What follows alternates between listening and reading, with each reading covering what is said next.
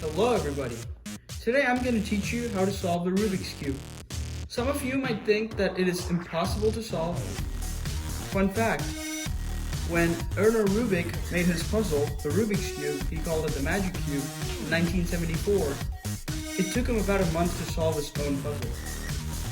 So, without further ado, I'm going to teach you and introduce you to the Rubik's Cube. So this is a Rubik's Cube, well, obviously. And there are different parts for it that you need to learn and know about. These are the centers. These centers never move. They always stay in place. There are 6 centers in the Rubik's Cube: white, orange, green, blue, yellow, and red. These are the corners. These corners move, obviously. And these corners only stay in the corner. They never come to the edge, which is the next part I'm going to tell you about. These are the edges. These corners and edges, they never mix up and they never take each other's spots. So that should give you a basic overview of how this cube works. So, to start with, there are 2 main algorithms that you need to know. To learn these algorithms, you first need to understand the movements of the Rubik's Cube. Okay, so let's look at this perspective, from the white perspective, where you can see the Rubik's name. This is the front. This is the right side. This is the left side. This is the back. This is the top. This is the bottom. And there are specific notations for each move that you can make. And these are the only way you can move the Rubik's Cube. Although it may seem to be there are a bunch of infinite moves. So, this is R.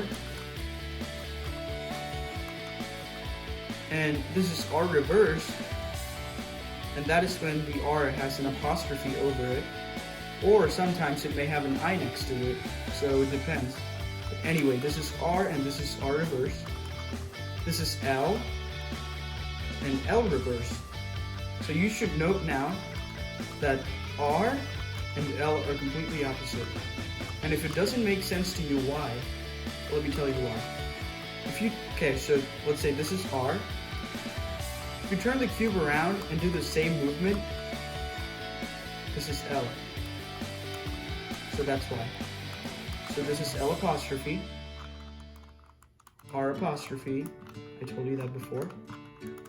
This is the front. And if it doesn't make sense to you why that's the front, you can turn it around and this is what you would do for an R. So you do the same movement for front. This is front apostrophe. This is up. In this perspective, this is up.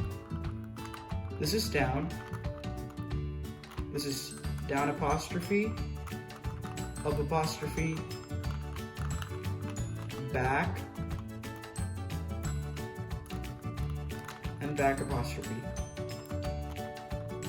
So now you should get an idea of how the Rubik's Cube can move. And I'm gonna say R and R apostrophe instead of right apostrophe because it saves time and it's easier to say. So, there are 2 main algorithms that you need to know that I told you about. It is R, U, R apostrophe, U apostrophe. So, do it with me now. R, U, R apostrophe, U apostrophe.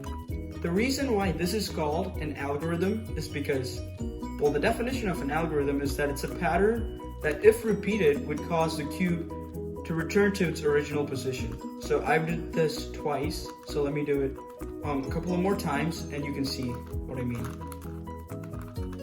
R, U, R apostrophe, U apostrophe. R, U, R reverse, U reverse.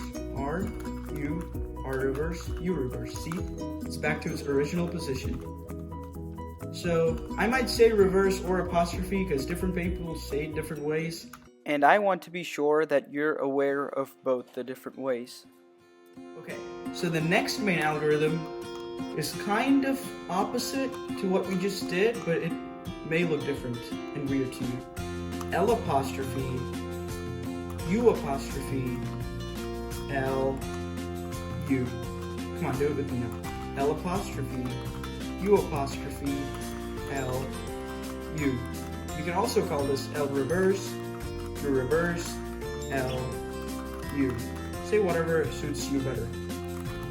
L apostrophe, U apostrophe, L, U. You're going to keep doing it, and you can see how the cube's going to return to its original position. See. Okay. So keep practicing those two main algorithms because it's going to be very useful. So you should be able to do this by the end of the time you solve the Rubik's Cube. So now that you learned the two main algorithms, let's get to solving the actual Rubik's Cube. To solve it, you need to unsolve it first. Haha, funny, right? I'm kidding. Anyways, let's just give it a good scramble. Okay, so the first step is to choose any two opposite sides. So for example, blue and green, or orange and red, or white and yellow. You can choose whatever side you want, but in this video, I'm gonna show you and demonstrate with yellow and white because it just seems to be easier for beginners. One more thing, you should note that the orange is always across red, yellow is always across white, blue is always across green. They never change unless you take it apart and put it back together. Anyways, the first step is to make a shape with the yellow piece in the center. It's gonna look like the daisy flower, and that's what we're gonna do. This is completely intuitive. There's no special algorithms for this, so you need to think about this and do it by yourself. So the first step is you need to make something that looks like this, with the yellow in the center and white around it in the edges. And it doesn't matter what colors these are. So get there, I'm gonna give you a little time and I'm gonna move on. Okay, so now what we're gonna do is, you see this piece right here, white and red edge? We're gonna turn it until this red edge comes into contact with the red center. And when this happens, I want you to rotate the cube, or this side, 180 degrees until this white part goes down there. See that? Okay, so I think you should know what we need to do next by now. We do the same. Let's say if your cube looks like this, you need to take this edge, blue edge, which is paired with the white, to its blue center, and do the same. Rotate it 180 degrees until it meets up with the white. Let's do the same. In my cube, it's already paired. I got lucky. Sometimes you just need to twist it around and do it one by one. So there you go, green by green. I'm gonna do it. And once more, the orange edge is paired with the orange center, so I'm gonna rotate it. So the end product, as of now, should look like this. And you cannot just, you might think, why I did it on the top first and then on the bottom, I could have just made a cross. But you can look that now those two are paired. The blue is paired, the blue edge is paired with the center. Same with the red and the green. That's why we did it on the top first and then on the bottom. So next step is we're gonna make a T on all the sides, an upside down T.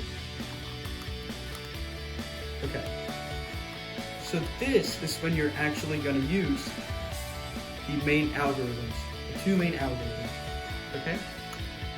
So bear with me, it might look confusing, but once you get it, you're gonna be pro. Okay, so first, we look at the top. We need to make sure this is the bottom. That's the perspective we're gonna look at right now. This is gonna be on the bottom. And the yellow is the top. So now let's look for all the corners with white squares on them. So here's one, here's another one, here's another one. And what we need to do is make this white fill up everywhere on its right position. So, where do you think this corner would go on the bottom? Look around. It has orange, green, and white. And if you look at here, the orange center's there. I meant to say green center's there. I'm so sorry. The orange center's there, and the white center's here. So now what you need to do is just rotate the top or up and bring it on top of where it should belong. So this cube, little corner cube, should get here. And this is where we use the algorithm R, U, R reverse, and U reverse.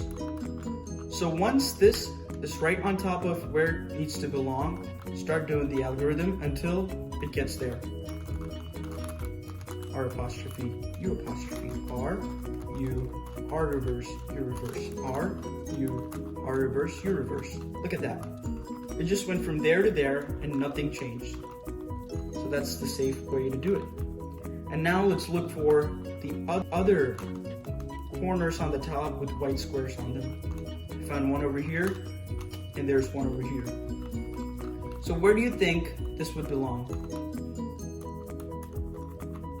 Let's keep rotating it, and let's try to find its match. So this has a red square, the red center's there, green square, green center's there, and white right there. So now you do the same algorithm again. R, U, R apostrophe, U apostrophe, R, U, R apostrophe, U apostrophe, R, U, R apostrophe, U apostrophe, R, U, R apostrophe, U apostrophe, and one more time. And here it is. It just got there. Okay, so let's look for the other one. The other two, they both are right here. And this has a blue square, orange square, and white square, so it's right on top of where it needs to be. Got lucky again. Let me do the algorithm. And this time I got it there in one move. Or one time I did the algorithm, and let's bring that corner with the white square to where it should belong. It belongs right there because the blue square's there, and the blue center's here, the white square's there, white center's there, red, red. Okay.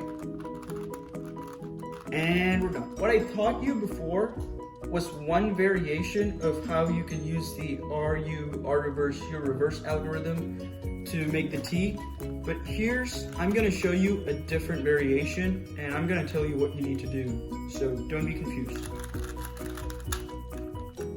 Sometimes this cube already exists there, but it's just not spin correctly. So what you do is you just keep going and do the algorithm until it rotates correctly, okay? So don't get confused on that part. See? The only thing that matters is that the corner that needs to go there is either there or there, and then the algorithm works.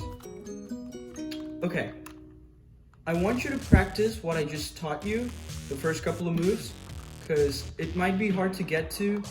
And in the next video, I'm going to teach you the next step, which is to fill in these bottom two layers, okay? And please don't move on to the next video until you can completely do this super good, because I don't want you to get confused, okay? Thank you for watching.